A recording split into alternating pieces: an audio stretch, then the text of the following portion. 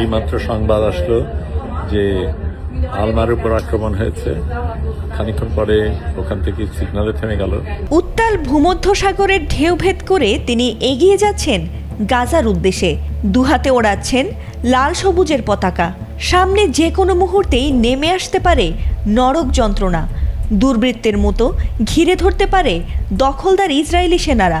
তবুও থেমে নেই তার পথ চলা, কারণ তিনি গোটা বাংলাদেশকে সঙ্গে নিয়ে এগিয়ে যাচ্ছেন নির্যাতিত গাজাবাসীর পাশে দাঁড়াতে। তিনি আর কেউ নন, বাংলাদেশের প্রখ্যাত আলোকচিত্রী ও মানবাধিকার কর্মী শহীদুল আলম। বিভিন্ন জায়গা থেকে আমরা রিপোর্ট দিতে চেষ্টা করছি। গ্লোবাল সুমুদ ফ্লোটিলা বিশ্বের বৃহত্তম মানবিক নৌবহর যখন গাজার দিকে অগ্রসর হচ্ছে, ঠিক তখনই সেই বহরের মিডিয়া জাহাজে অবস্থান করছেন শহীদুল আলম।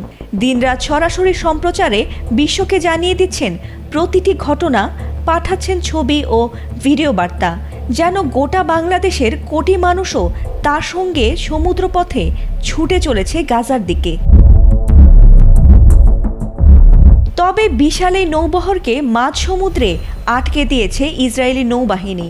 বুধবার রাত থেকে ইসরায়েলি নৌবাহিনী ঝাঁপিয়ে পড়েছে এই বহরের ওপর।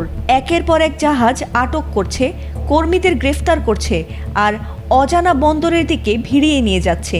গ্রেটা থুনবার্গ সহ শত শত আন্তর্জাতিক মানবাধিকার কর্মী ইতোমধ্যে আটক হয়েছেন। তবুও বাকি 30টি জাহাজ বীরদর্পে এগিয়ে চলেছে গাজার উপকূলের দিকে। আর তারই একটিতে আছেন বাংলাদেশের গর্ব শহীদুল আলম।